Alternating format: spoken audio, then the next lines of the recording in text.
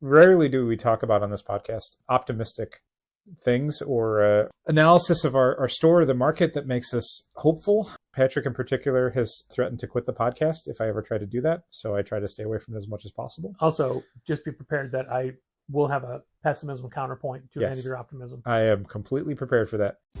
In the Midwest, you know the best is there waiting, so come and join the conversation. Highs to approved, fan and artist and creator too. This is how the challenges do. What? Keep the conversation moving along. Keep reading comics, keep your local store strong. It gets hard, then it's a job for the challengers. What?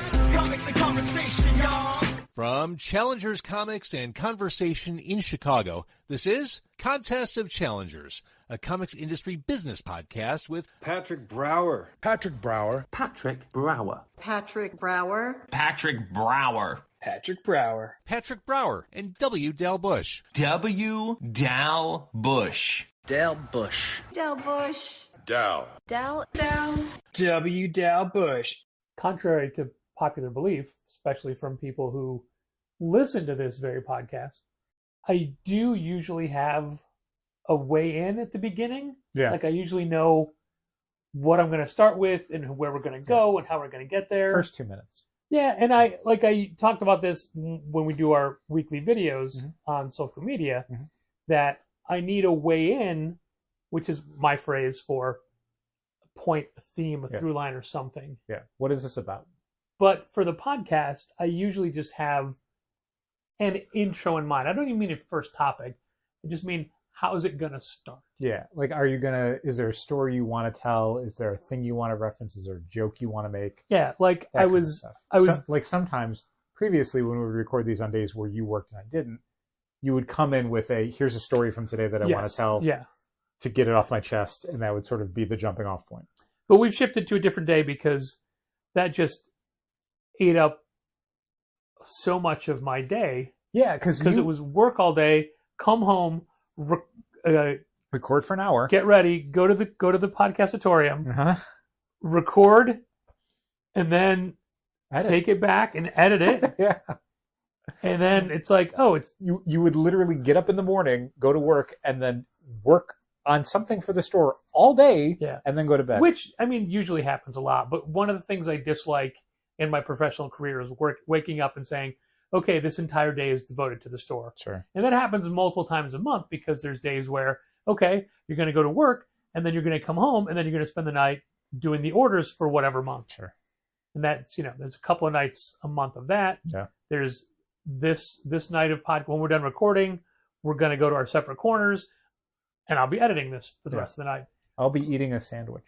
And I was going to say that I'm sorry I'm late. I was updating all of my auto pays with my new debit card number because I got identity thieved last week. Did you want to read that number off on the podcast? I did, yes. And my mother's maiden name and my blood type and my social security number.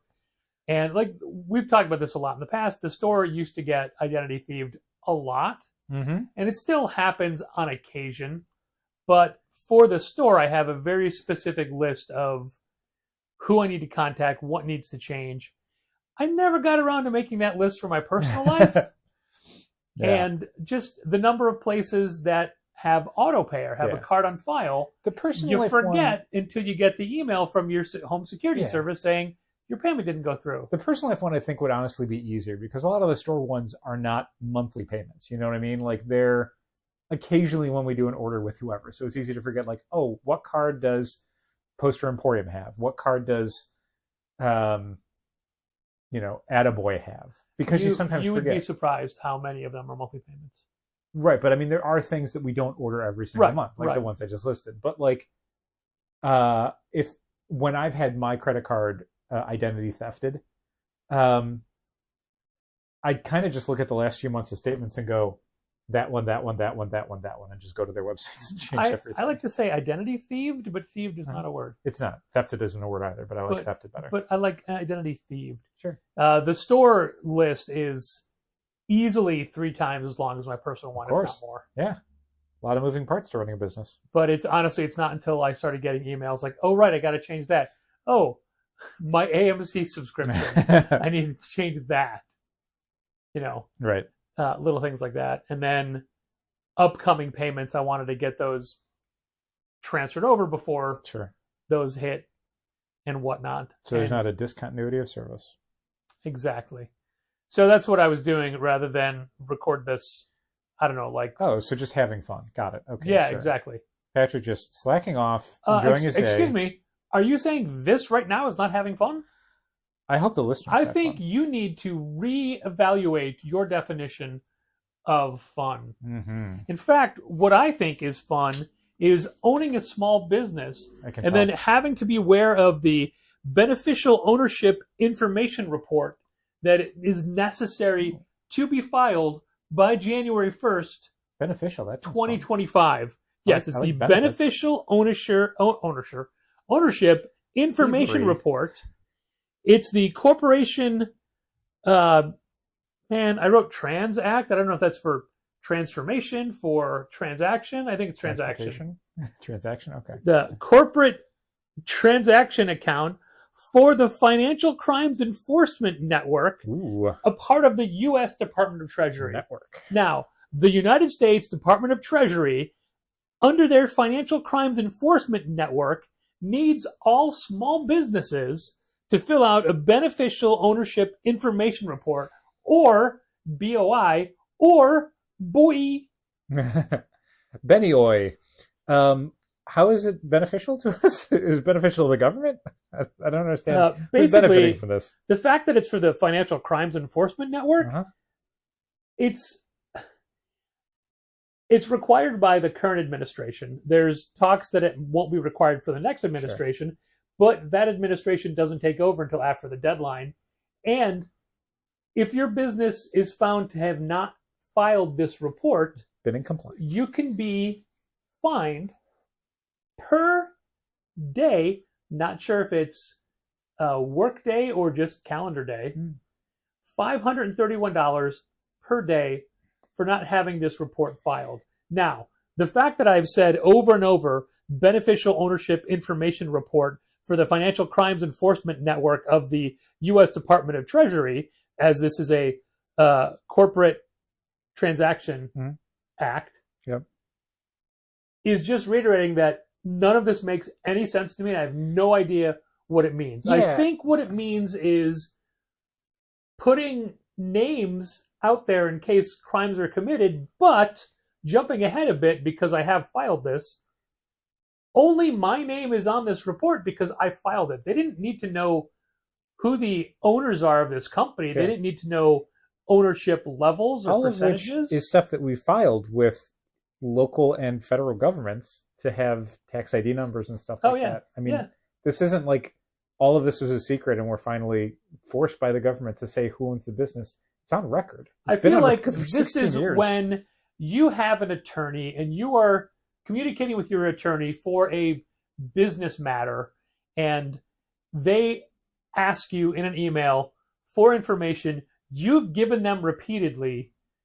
You can't just say it's in this thread. You have to you have to give them the information, because if they have to go back and look for it, that is billable time. If I got an email from the government with any of the information that you just stated on this podcast, I would genuinely think it was a scam. Okay, so right there you said two important things. The first thing is from the government. We did not get this request from the government. Nope. Now, even though they can fine us $531 a day for being in noncompliance, yes, they never said you need to do this. So that's fun. That's one thing. in talking with other retailers, comic book retailers, other store owners of different variety, because this is everybody. This isn't just a comics industry thing. Every small business owner. This is something that I would say the staggering majority of people have never heard of. Yeah, you had first explained this to me on Wednesday, and I kind of put my brain in autopilot because I'd never heard of any of this. Most of it sounded incredibly sketchy. And I was just like, let's just see where this goes. I'm not going to ask a lot of questions. The reason I found out about it is because a company contacted us and said, do you want help filing your beneficial ownership information report? We can do that for you for a fee. Oh, wow. Is And it I a said- Shopify plugin? I said, what in the world is a beneficial ownership information report? Listen, boy. And I looked at their website, and first I looked at the email, then I looked at the website it linked to, and I thought, the second thing you thought, I'm like, this looks and feels like a scam. Yeah, I mean, just the idea of the government needs you to tell them who owns your business. Okay, right there, the government already knows who owns our business. But they're not asking that. Right, but like the form we're talking about here is like, state that you own this business and fill out this form, or you could be fined $531 a day as long as you're in non-compliance. It just like, again, none of this information is secret to begin with. We've already filed it with local and federal government agencies, and you're also threatening us with this insane penalty when no one has ever contacted us about this. Right. Like, it's not like we've been throwing out official documents that we've gotten from the government. Like, the idea that this could start happening in like less than 2 months, and we've never heard of it before, feels made up. We don't throw those documents out. We shred them and then burn them. I shred them, burn them, and then I feed them to dogs. Disgusting. The dogs seem so excited. You put them in like liverwurst or something? You just give the dogs a pile of ashes? Look, we're not here to talk about what I do with dogs, Wow. okay? Okay. So the first inclination I got from this was an email back in October. Mhm. Still not a very long lead time No. for any of this. And it made my head hurt so much that I just put it aside and said, I'll get back to this. Mhm. While I was looking it up, what I found was many, many websites, mainly sponsored websites, mainly at the top of Google searches, Because that Google's would- worthless now. that would file this for you Mhm. for a fee. So there's so many companies, organizations, businesses, whatever, that would file this beneficial ownership information report for you. And the fact that there's so many that would do it made me think this must actually be something. But when you look at any tax form, and I know this isn't a tax form, but let's consider tax forms Sure. that you've never seen before, or corporate reports or whatever, and you've never seen them before, the instructions and definitions are 4 times as long as the actual report. Mhm. How many times have you gotten a 4-page document that they need you to fill out 1/2 of a page and the rest is just explaining what each word means on every The page? U.S. tax code is very elaborate and complicated, specifically to prop up several industries. Yeah. It doesn't need to be that complicated, but it is. So the first thing in the very first question, it's like, or the first explanational paragraph, it's like, here's who is required to do this, and here's why you wouldn't be required to do it. But they had such equal weight Mhm. in them that it made you seem like it's a half and half kind of thing. Right. It's not. It's like 4% of businesses don't have to file. Sure. But trying to figure out why you don't have to file was more of a headache. I'm sure. Now, the moral of the story is the actual filing of this report, 4 to 5 minutes, That's pretty good. like virtually no time at all. Yeah, you spent more time investigating it than actually filling it out. I mean, I investigated it for a while and Sure. put it aside, and it wasn't until other retailers were talking about it, and then somebody had said, "Here's a link," and somebody else said, "Hey, I dug through that link.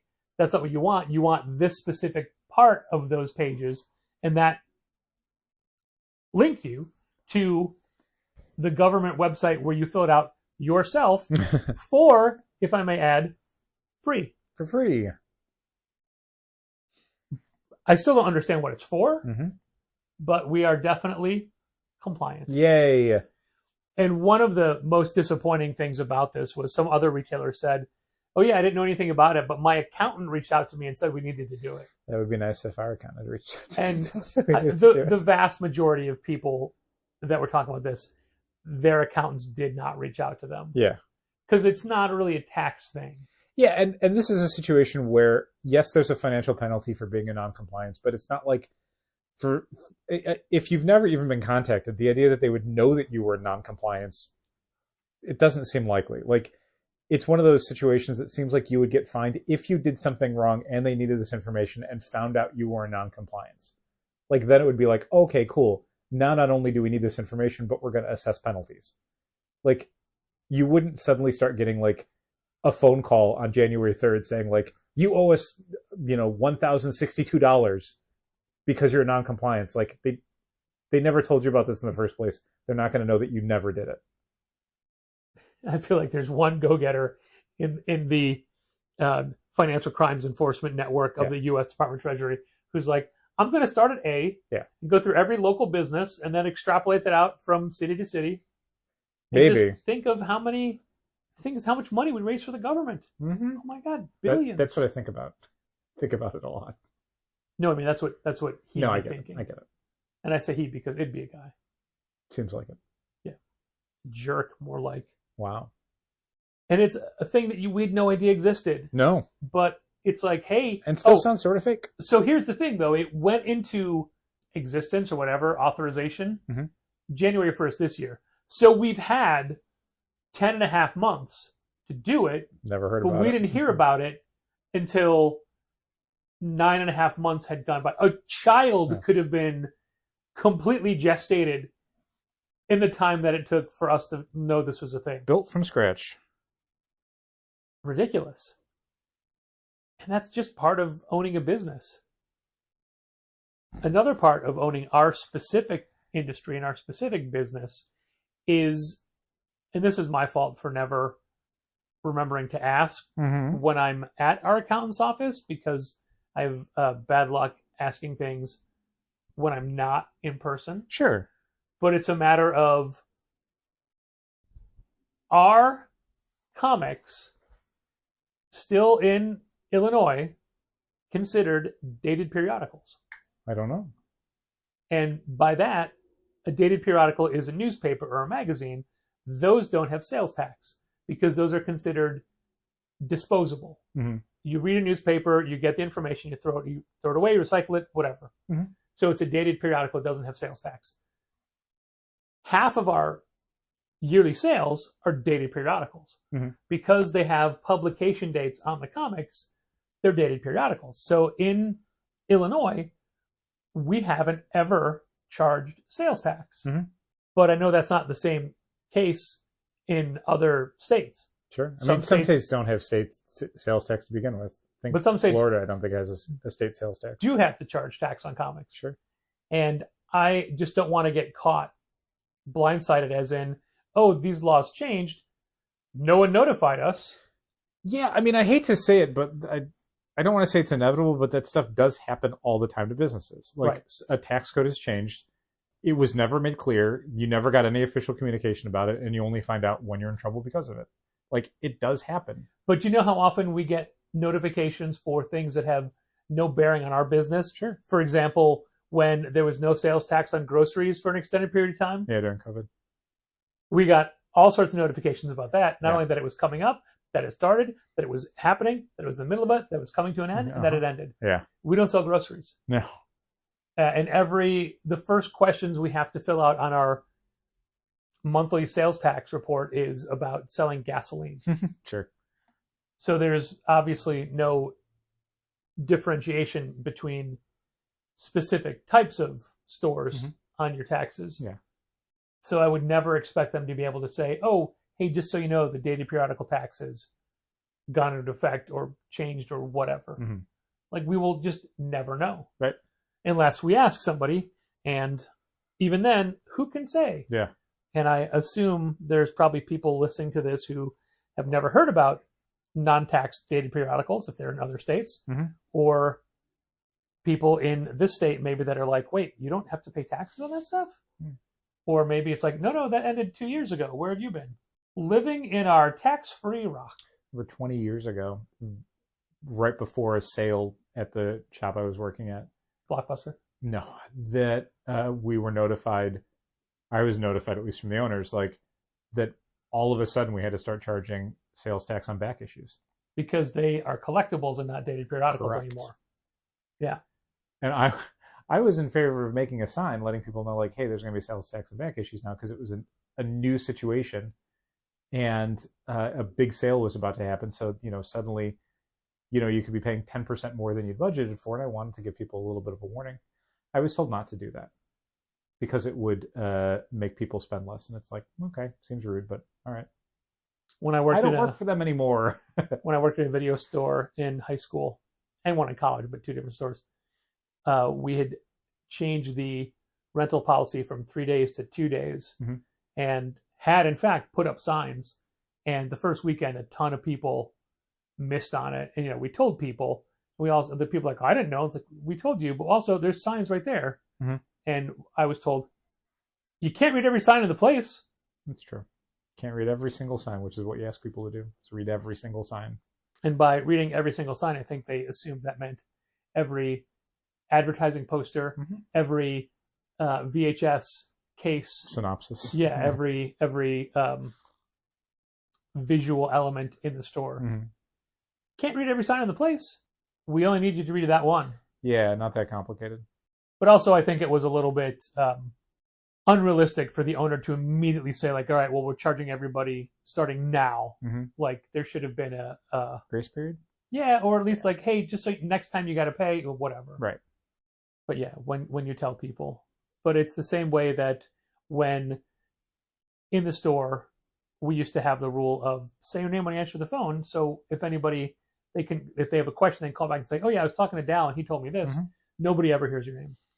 Yeah, and on top of that, I can't tell you the number of people who have come in and, oh, I talked to somebody on the phone. They said, you guys buy. Nobody on the phone told No, you that. not at all. So most of that is just lies. Or you called a completely different store, or you misunderstood what you were told on the phone, or whatever. Say your name, Dal. Say it. I don't mean now. I just mean Okay. in general. Okay. Or if you want to call me by your name. That is a different thing. Oh, okay. That's fine. Well, prior to sitting down to have this podcast conversation, Mhm. I told you that I had nothing for it. True. But then, in fact, when I went to get my notebook, I found that very general note about the beneficial ownership information report Okay. that I had written down specifically so I could say Financial Crimes Enforcement Network of the United States Department of Treasury for the Corporate Transaction Act. Yeah. So I got some mileage out of that. Nice. Good work. Yeah. So I guess what I'm saying is your turn. So we were talking about this a little earlier, that one of the things that rarely do we talk about on this podcast, optimistic things or analysis of our store or the market that makes us hopeful.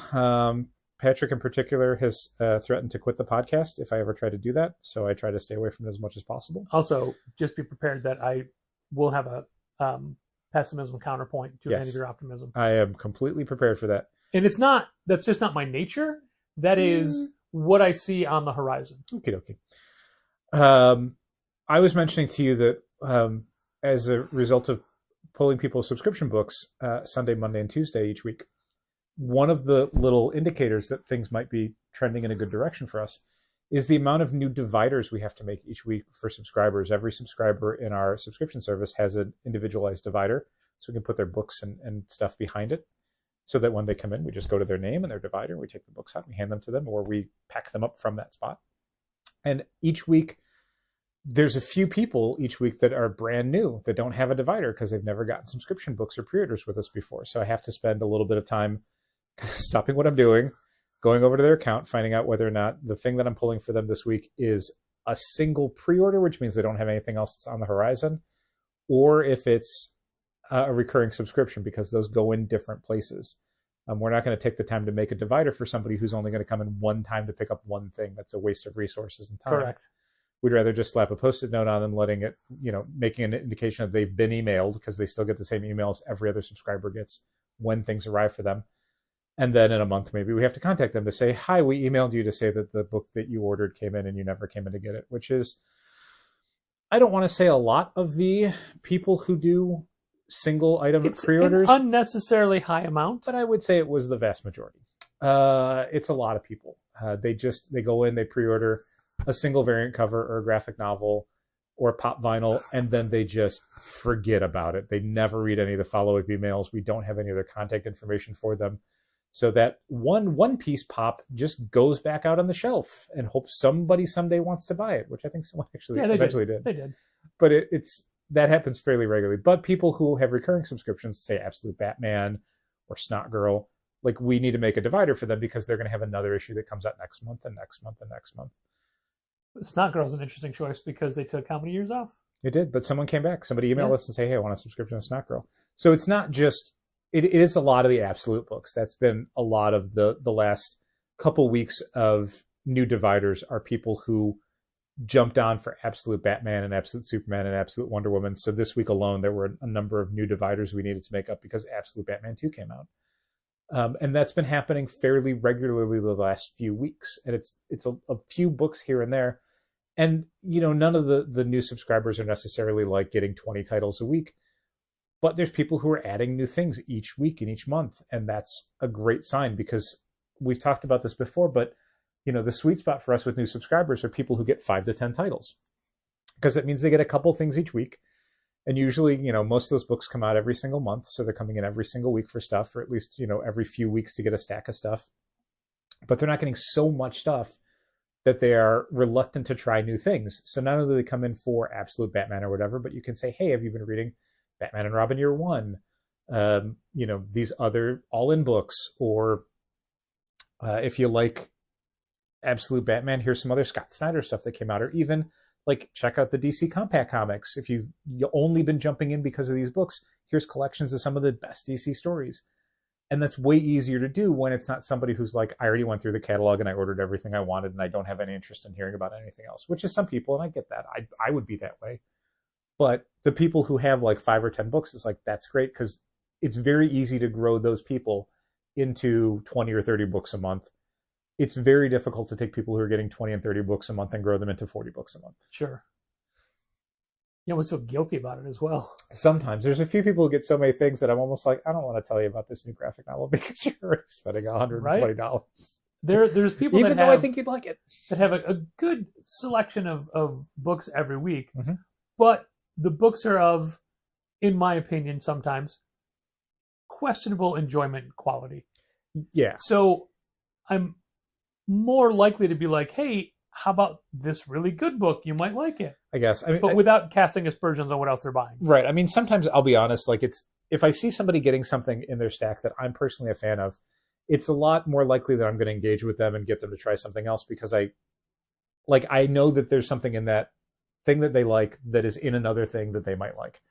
But if someone is getting a bunch of books from a publisher I don't follow, or a line from a publisher that I don't think is my thing, it's going to be harder for me to say like, oh, hey, you might like this other thing, because all they'd be thinking is, well, what don't I like? Maybe they should try that too. Yeah. And that's a horrible way to recommend stuff. Sure. I've mentioned this before, but when I worked at that same video store I referenced earlier, we had a way of interacting with people that my buddy JC started, and it was always met with positive reaction unexpectedly. Somebody bring up they probably think about it later and change their mind. A bad movie and say, what do you think of this? And JC would say, oh, it's no good, but you might like it. And they'd always go, oh, really? Oh, cool. Because of the way he would change his voice in the second part. Like, you might like it. That's what they hear. I bet you when they leave, they're like, wait. Yeah. No. So, Patrick, you had a pessimistic rebuttal? No, I wanted to go back to dividers just for a second. Sure. As somebody who's doing increasingly more record store shopping, the age-old divider question, Dal. Do you put the books in front of the divider or behind the divider? It's always been behind the divider to me. And when I hear about it the other way, I get a kind of visceral rage.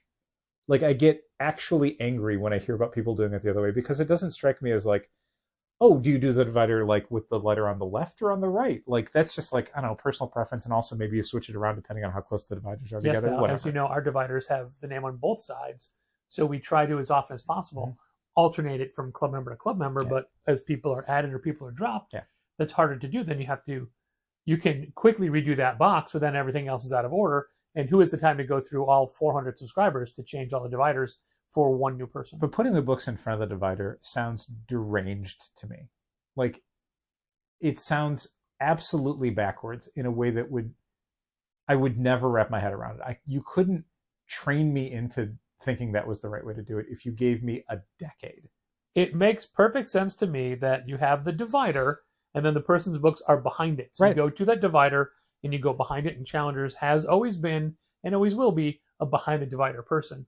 But the majority of record stores in Chicago, it seems, go the opposite way, where it is in front of the divider. So if you were would have looking A at records, and then Journey at the CD end of Journey A, CDs.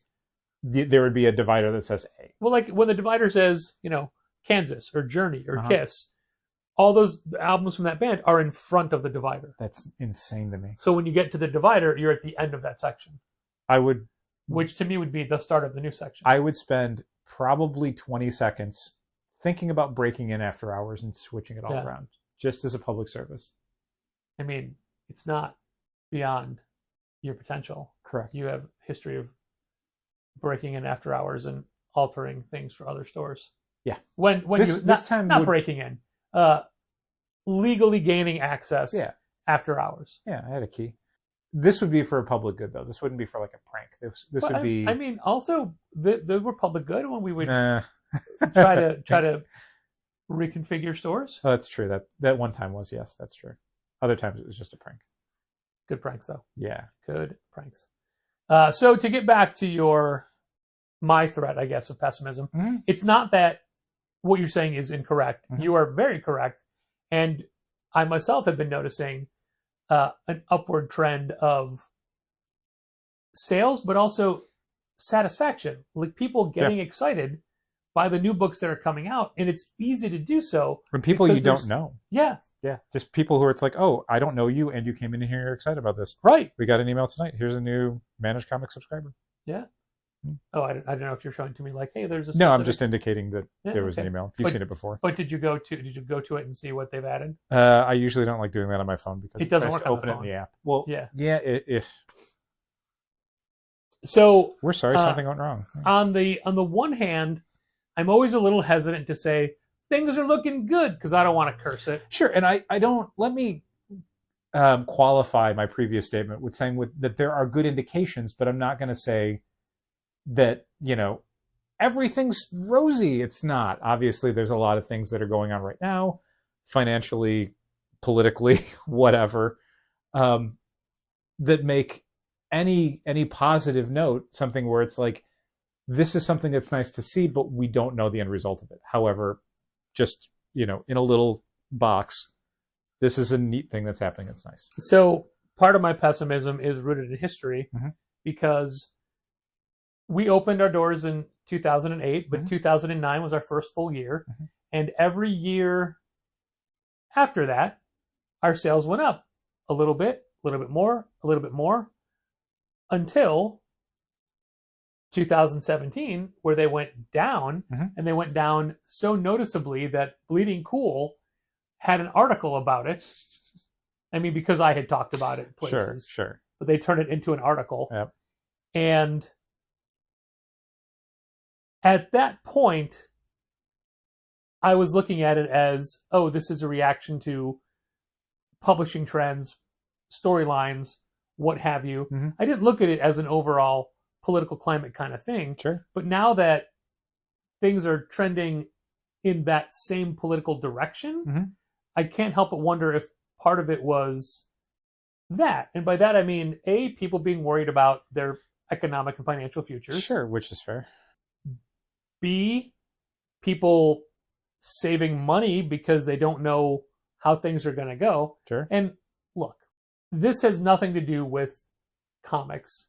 I am someone who basically, when I do my grocery shopping, I'm not paying attention. I Right. put what I want in the cart. I pay with a card. Yes. I'm not looking at individual prices No. of things. But you'll notice totals. But this week specifically, and I'm going to use a very generic and basic example that a lot of people are using, I needed to buy a carton of eggs. The only thing that unifies us as Americans, And except for vegans. I just get a dozen large eggs. And I looked at the price and I'm like, oh, those must be organic. No, Regular? eggs used to be like $2 a dozen. Now they're $6. Hmm. And I'm definitely not blaming the current administration. No, that's not how it works. Right.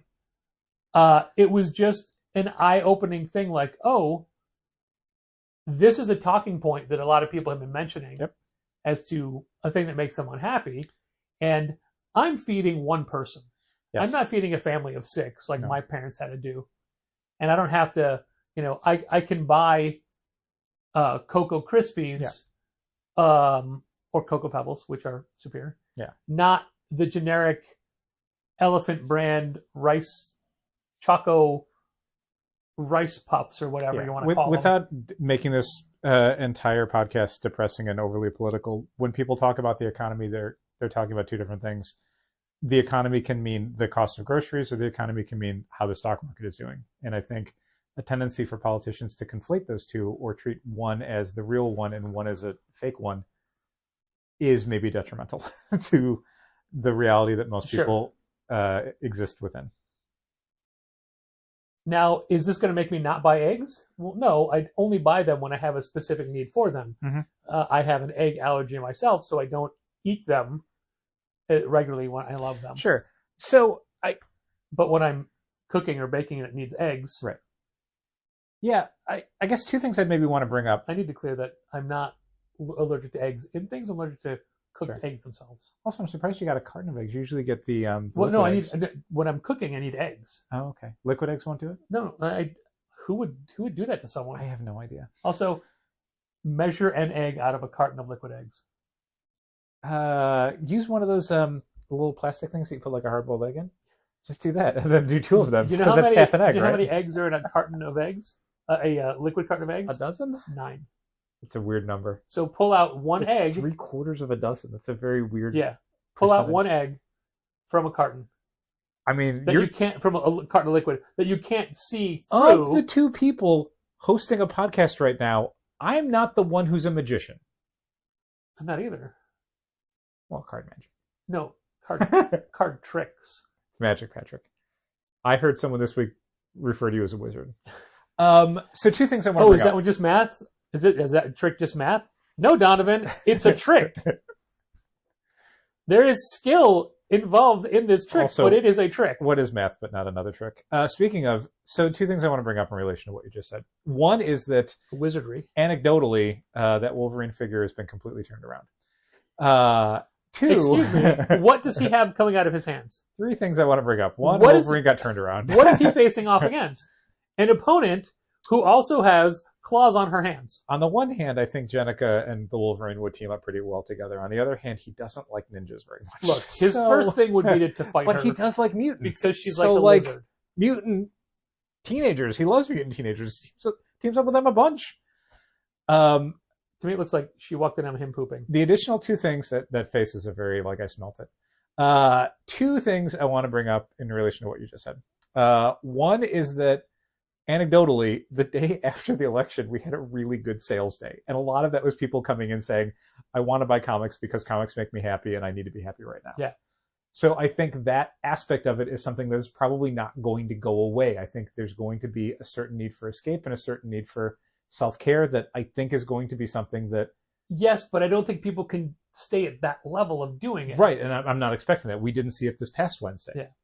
However, the additional thing is that where people make those cuts is very different for everybody. There's people who are absolutely like, holy shit, I got to cut out all the like frivolous things in my life because my economic situation has changed drastically. And we've seen that with people who have lost their jobs or had any sort of financial hardship and they've had to drop out of the subscription service. And I absolutely understand that. And we would always stress to people, like, if you were going through that sort of thing, please stop buying your comics. Like, do not think that this won't be here for you when you get your job back, when you pay your medical bills, when whatever happens. Like, I never want the additional stress in people's lives of like, and I still got to go in each week and pick up my comics. Like, don't do that to yourself.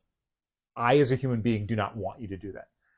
But there's definitely people out there who will cut down on other things in favor of the 30 or 40 bucks a week they spend at the comic shop, because that is a more immediate joy for them than, of course, a trip in 6 months or, some piece of technology or whatever. So like, I think the one size fits all pessimism of like, people may cut this stuff out because their economic situation may change. 1, we don't know that yet. 2, it may take a different shape, Yeah. So yeah, I don't have that explicit pessimism along those lines. Is it a possibility? Yeah, absolutely. And yeah, there is historical precedent. However, we also had eventually, I think, a pretty good 2018 and 2019. I think things started to rebound and trend up. We only decided to open a second store in 2019 because spring and summer were at a point where we're like, oh, this is good. Is my memory of it. I don't remember it so much that way as if we ever hope to not starve to death, we need a second store. Well, I mean, it was the idea that there would be a jump in our potential earning because of that, because the economics made sense. But the ability to do that was only something because we were looking around the landscape. Yeah, I and mean, it's like, this could work. If sales were still going down, we wouldn't have been like, quick, open another store. Yeah, no, absolutely not. You were right that 18 and 19 were better. And even though we're getting further and further away from 2019, 2019 is still the year that most people compare their current sales years to, because we were closed for a bunch in 2020, Right. and 2021 and 2022 were a little bit more thrifty for people. Yeah, I mean, it was a bubble that eventually burst. Yeah. So yeah, I mean, getting back to the original point, I think the idea of more people joining the subscription service is, to me, a better indicator of potential future financial health than people adding more stuff to their subscription lists. Agreed. Because like, that's always... a real, to use your analogy a little bit, it's too many eggs in one basket. Yeah. I like a more dispersed amount of eggs, like a carton of 9 of them. Actually, it's concentrated, maybe. We'd always said that we would rather have 100 subscribers getting one book each than one subscriber getting 100 books.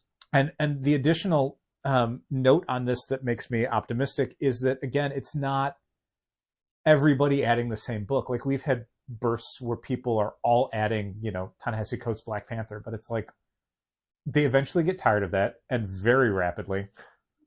And then they're also not really looking for other stuff. They kind of just want that one thing. They want,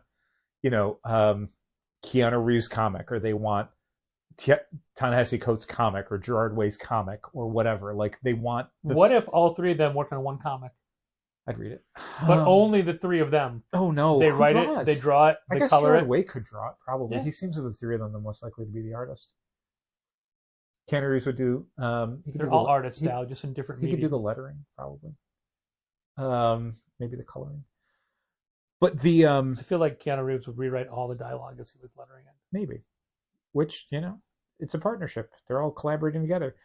The fact that we're seeing a lot of different interest in a lot of different things in comics is a really good sign for potentially 2025's health. That these, a lot of the stuff that people are just signing up for now are going to be coming out over the next 5 or 6 months. That they are excited to read more of them. It's good. It's, you and I can look at the market as readers and fans and be like, I don't know why this book is coming out or whatever, or there's too many number ones. But it's like, if people are coming in and they're excited about stuff, it's got to be a good sign. Yeah, I think one of the best indicators of that is there is a friend of mine and my brother's who I've known this guy for, I don't know, 30 years? Longer? I don't know. Probably longer. Who, out of the blue, and doesn't live anywhere near the store, out of the blue said, hey, I just heard about this new G.I. Joe book and this new Absolute Superman book. Can I start a subscription for those 2 books? And I'm like, wow, those 2 you heard about. Yeah. And also you got to add Absolute Batman to your list. But I mean, that's like, he's not somebody that I see regularly. He's not somebody that I ever talk comics with. Occasionally he got into The Walking Dead, so he would buy Walking Dead trades from us. Sure. For for a while. But like, that is it. This is not somebody who has ever had a comic book subscription, and he came to us. Yeah. Pretty great. So stuff like that makes me excited. Even if, I look at an individual catalog each month and go like, I don't get it. People are responding to stuff, and, we want to serve that market. Absolutely. Ultimately. Do you think this, maybe a weird segue, do you think One Nation Under Doom is going to do well? 9-issue series, yeah, Ryan North, I think it's RB going to Silva? do great. I worry a little bit that it's the Doom, not what people want. Well, the Doctor Doom thing is already getting mined out by Marvel, even in advance of. Well, when does in that 2 movie weeks, come out? in Is it 2 July? weeks, what, FF? FF. It's like next summer, right? Yeah. Because it's February is Cap, and then Free Comic Book Days, Thunderbolts. So it's got to be like late summer then, I guess. Yeah. That's a long time of them doing constant Doom stuff. Like they already started doing like Doom month variant covers. Yeah. And it's And the 8 Deaths of Spider-Man. That was like October, right? They were doing the Doom variant covers, and that movie doesn't come out for like another 10 months. But I mean, the 8 Deaths of Spider-Man, Doom is in it, but he's not a regular. He pops in, sets it up, He's and very takes much off. a part of the first issue. But I mean, like, no, but even that is like, comes in, Yes. sets up the premise, and then leaves. Right. So reading a little bit about the One Nation Under Doom, that it's Ryan North who's doing the absolutely phenomenal Fantastic Four book. Marvel's best written comic currently. It's the one I think I get the most joy out of each month that doesn't feature Jeff the Landshark. Well, that doesn't count because you said every month. Every single month. Jeff is not out every month. He's out 2 times a year. November 20th. Please get your copy. It's going to be great. I'm so excited to read it. It's the only time you will ever hear Dal excited for and pitching to people a Venom War comic. Yeah, in spite of being a Venom War comic. But the Ryan North Fantastic Four book is great. And I was reading a little bit about, because I guess it's going to be in the next catalog. So they did an announcement at New York Comic Con about One Nation Under Doom as more of a, like, we are going to be doing a ton of Dr. Doom stuff in 2025. Like anybody was worried about that. But it was Ryan North and R.B. Silva talking a bit about it today. And they kind of describe it in a way where I don't think they meant to necessarily indicate what this was talking about or what it was a response to. But so the premise of One Nation Under Doom is basically Dr. Doom has been sitting under a dome over Latveria since the end of Blood Hunt. And he hasn't been interacting with the world. And he's the new Sorcerer Supreme. And no one really knows what he's doing. But then in One Nation Under Doom, overnight, Dr. Doom is in charge of the world. And the gathered heroes have to figure out, A, how he did it, B, what he's going to do next, and C, how they're going to stop it. And what about D? Should they even? D, man. But here's the thing about it that I think in October I wasn't really thinking about it, and I don't know if Ryan North was either, but in mid-November I'm like, imagine a story where you wake up and someone's in charge of the world. And you know that they're a bad person. And you don't know how it happened. But everyone just sort of accepts it. But wait, that can't be what you're thinking of, because Dr. Doom is... What do you do with that? Dr. Doom is beloved by his followers. What do you do with that? How, as a Marvel hero, do you fight against that when the very people that you think you're doing this for don't want you to do it? How does that work? And I think that idea, in November of 2024, if I'm not reading too much into it, which I haven't read the book, could absolutely be reading too much into it, seems very zeitgeisty and compelling to me. Like, that is a very easy kind of pitch to make, but also one of those Secret Empire things. It's like, I don't know, maybe people are going to have a real rough time with this. That the people who would be most on that wavelength are like, I don't want to read this in my Marvel comics. And the people who are not on that wavelength are going to post a bunch of YouTube videos that make people want to stop writing comics. I personally, during the later days of the pandemic, did not want to read any comic about someone's personal experiences during the pandemic. Mm-hmm. Somebody, who is it? AWA just reissued their like COVID Chronicles, and I'm like, no thanks. Yeah. Still don't want to read that. Nope. No, sorry. No thanks, because we all had our own. Uh-huh. Could be fun for, people's kids and grandkids, but, down the line in like 20 to 40 years. So yeah, I was reading that about One Nation Under Doom today, and I thought, oh, okay. That's, again, I am not absolutely going to say that Ryan North was thinking about that and had that on his mind. Certainly this has been in the works for a while. He was mentioning in the post about it that, the scripts have been worked on for a while, and the art's been in the works for a while. So that unlike other crossover events where tie-in creative teams are just getting like bullet points and stuff, he can give full scripts to people and say, this is what's going on. This is what you're tying in with this month. So they can make it. So it makes you wonder, as far as going back to the start of Blood Hunt, mm-hmm. like who had decided Doom was going to become Sorcerer Supreme, and how far do they plan that? Like, when was Ryan North working on this? Did he work with Jed MacKay to set this up, or was it somebody else who did it? Or It's weird because you'd look at things and you'd think, okay, well, knowing that Pepe Larraz had to be drawing Blood Hunt well in advance of it coming out in order for him to draw all 5 issues and have them come out monthly, which is insane. Which means that book was probably being drawn in 2023. You said monthly, but wasn't like every couple of weeks, like every 2 weeks? No, I mean, I think it came out over a 5-month period, but I think it was one of those, like, maybe some issues came out super close together. I honestly remember it coming out every 2 weeks. Maybe I don't think it was bi-weekly, but it was over 4 months instead of 5. But we know that was being drawn well in advance so that the art could stay steady on it for the whole run instead of needing to switch drawn out. well and in advance. And also doubly drawn in some places because they had to do the Red Band edition as well. So some of those pages were drawn twice. They didn't have to do the They chose to do it. Anyway, my point is this. So you'd think that this would all be really far out in the past and a longer timeline for these things.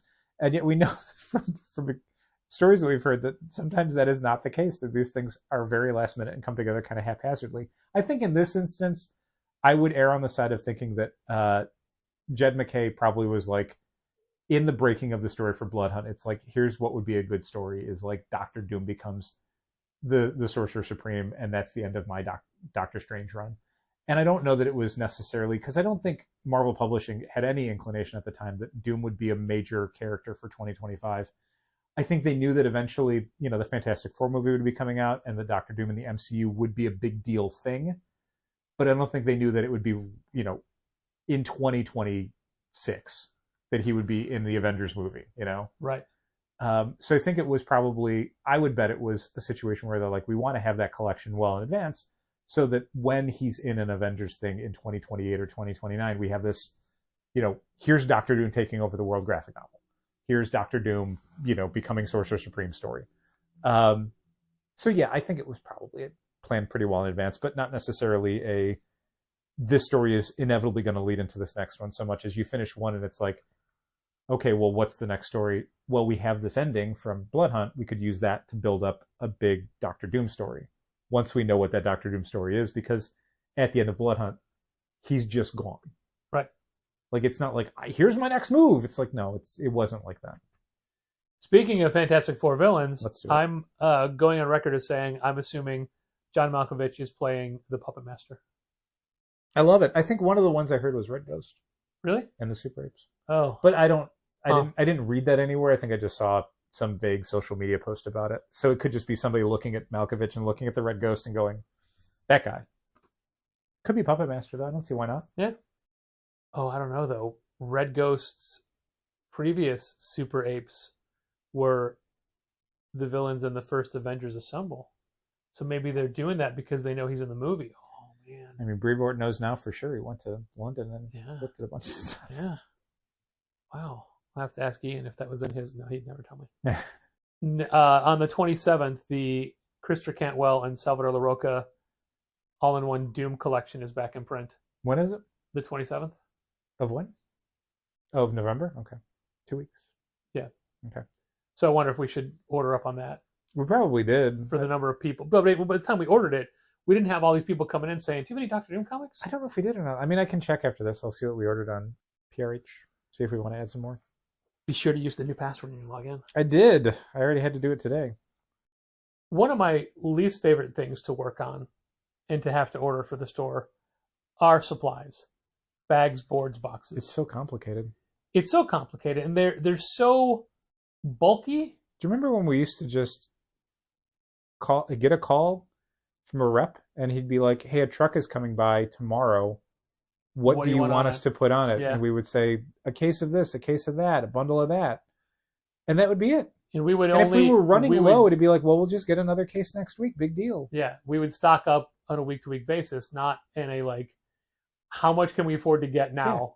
Yeah, and we would look at what's on the shelf and go, okay, well, if there's some on the shelf, we don't need them this week. Instead of like, how low is our warehouse running?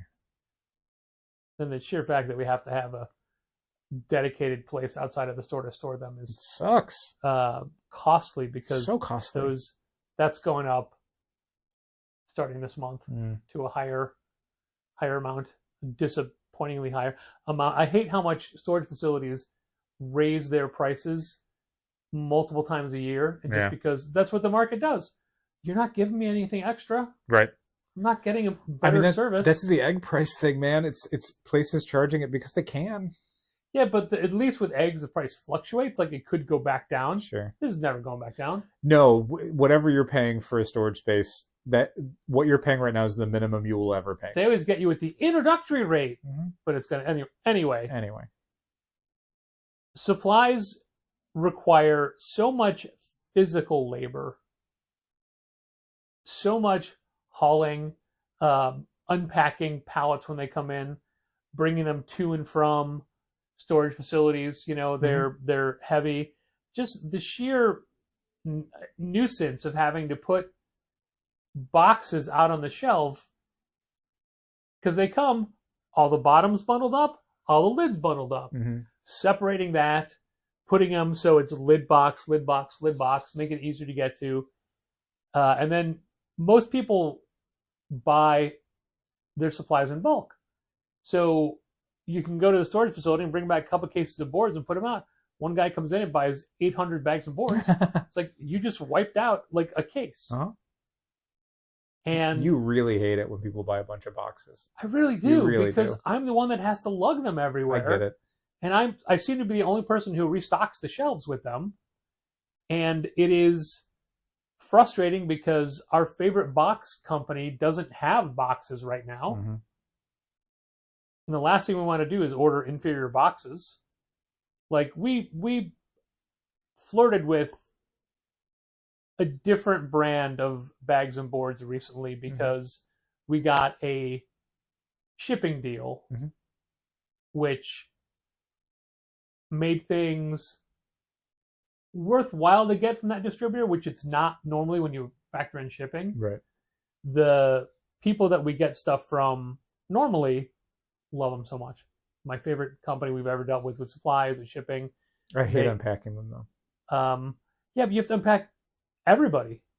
Well, the reason I hate unpacking theirs is that they use a lot of like styrofoam peanuts that get crushed, that become super staticky and stick to everything. What do they put styrofoam peanuts in? Are we talking about mats? Yeah. Oh, okay. Not when you freight. Now, since we've been freighting, they don't do that. Oh, okay. Yeah, but when they would have to. Packages, I hated it. It's when they would pack Ugh. cases inside a different box. Right. Yeah. They used to bust open cases of bags and use the individual packs of bags as the space for material as well. Yeah, so you would get a weird black plastic bag with 5 bundles of comic bags in it. One of the things I hate about getting the bags from Diamond is they do 200 or 20 packs in a case, but they do it in 2 stacks. So it's weird. not one taller box, it's one wider box that's So the weird. same height. And that's kind of ridiculous. And Yeah. you also have to be like, oh, we sell our bags in hundreds, but we sell our boards in 50s. Right. What? Who does that? Anyway, yeah, I definitely dislike all the labor going into it, but the stuff we get now is so good. It's so cost effective, and now that we're getting freight for everything, and luckily we've had the same driver twice who knows exactly how to navigate our tiny little alley. Thankfully. We may not know exactly when they're showing up, but it's just a better situation. But here is a big mistake that I made this week. Okay. Yeah. When placing this new supply order, I used the wrong card Oh, no. because 2 of our cards are virtually identical from the Uh-oh. outside, Uh-oh. and one was a credit card, one was a debit card. Uh-oh. I used the debit card. Uh-oh. That was not at all what I was planning to do. Nope. And it took me over a day to realize what happened. And then by that point, I couldn't fix it. And I tried. Yeah, I mean, the only thing I can think of is contacting the company and being like, hi, can you please refund that? I can give you a different card. I gave you the wrong card. I tried that. Yeah, I mean, that's like a Hail Mary. Like, I don't know if it's going to work. It also caused that account to go negative. So I quickly had to transfer money into it, but it was money I was not planning on transferring. Nope. It was a $1,600 supply bill that I was not prepared to pay with real money. Yes. I was prepared to pay off slowly over the next couple of months. Mm-hmm. And that was a shocking revelation. I think I got to it in time, so we're not going to get any bank fees. Okay. I say I think. Sure. One of two outcomes. But who knows? Yeah, that was... And it's all because the cards are the same color blue. Sure, I get it. Yeah. Also, for people listening, this is the first Dal's hearing of this mistake. I mean, it's not like I can do anything about it. Sure. Thank you for telling me. But you could be like, "God, son of a... Who did It's what?" an honest mistake. We've all made them. Why? What are you not telling me? I was thinking the other day about, I don't know what made me think of it, but I was in the store, and I was thinking about how when we were going to do the Chicago Toy Company, was it Chicago Toy and Game Expo, something like that? Oh, yeah. I had reached out to one of our suppliers about doing a consignment order where we would get a whole bunch of younger reader graphic novels. We wouldn't pay for them up front. We would sell what we could at the show and then ship back whatever didn't sell, and then we'd pay for whatever did sell. And they'd agreed to it, and then they shipped everything out, and then they billed us. And I think they were going to, it was like a debit account because they had a debit card on file.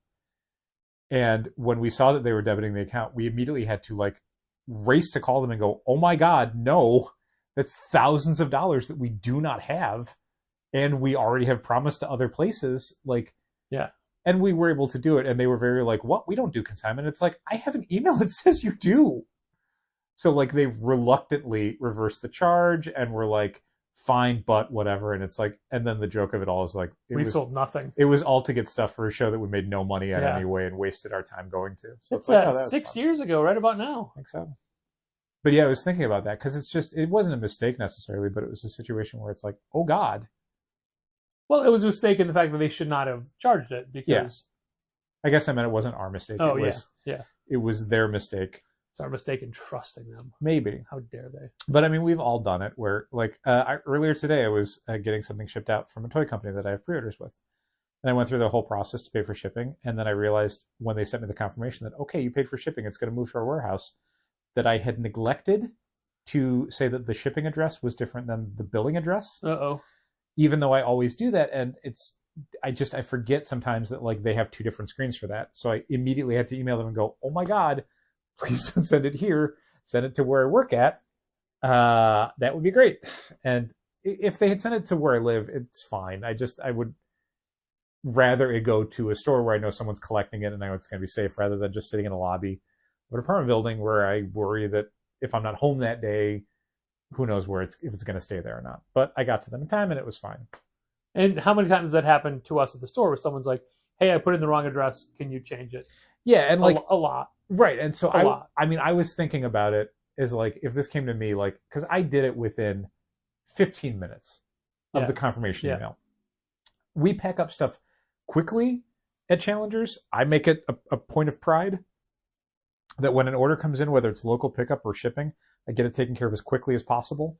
So people get that confirmation email saying, yes, it's been taken care of. Yes, your order's ready to go out.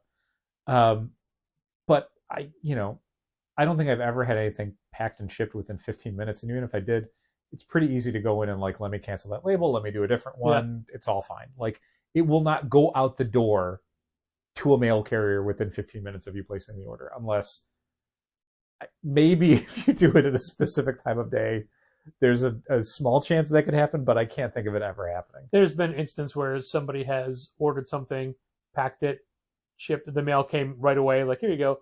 Then they emailed like, "Oh, can I get this added to that order?" You cannot. No, that order is already out the door. Nope. I do feel bad about that person that emailed today. Yeah. And I specifically recall that box going out last Friday because Molly had packed it and she talked about how thorough she had to pack it. Yeah, for sure. Because of what it was. Yeah, I mean, unfortunately, one of the things that you can't ever really tell sometimes is that when we hand over a package to a mail carrier, whether that's UPS, USPS, FedEx, there frequently isn't any sort of indication that it actually happened. USPS more than most. You can hand it over, and sometimes they immediately scan it. Sometimes it's like it's going to go on the truck. They'll scan it later, or maybe you won't even get any sort of notification that it's in movement until it gets to a warehouse and starts getting sorted. So yeah, even though we can say like we gave it over, like there's nothing that you can look at on the tracking that says that it's done that yet. And the closer it gets to the holidays, the longer it takes. Yeah, and these people get things to nervous. I get tracked. it. Yeah. Yeah, but I mean, the fact that there was no indication in 6 days Right. when it was like they bought it a week ago. Yes. And it got mailed out last Friday. Yeah. So that's the thing where if we keep seeing no movement, we have to reach out and start a ticket and figure out how that's But going you to work. can't even do find my package because there's nothing in the system, right? Or Correct. can you? Well, you can't do anything automatically. You have to basically reach out to them and say, hi, this is the tracking number. I gave it to a driver. Please, can you help me find this? And usually it just means that like they look at different hubs and they're like, is something sitting there? Did something not get done? That's all it really is. Well, you know what did get done? What got done? An episode of the podcast. Whoa, cool. Thanks for listening. Keep reading comics. This has been Contest of Challengers. Thanks for listening. Keep reading comics. Challengers is located at 1845 Northwestern Avenue in the Bucktown neighborhood of Chicago. 773-278-0155. Keep up to date with new releases and events at challengerscomics.com. And help fund this podcast at patreon.com/challengers.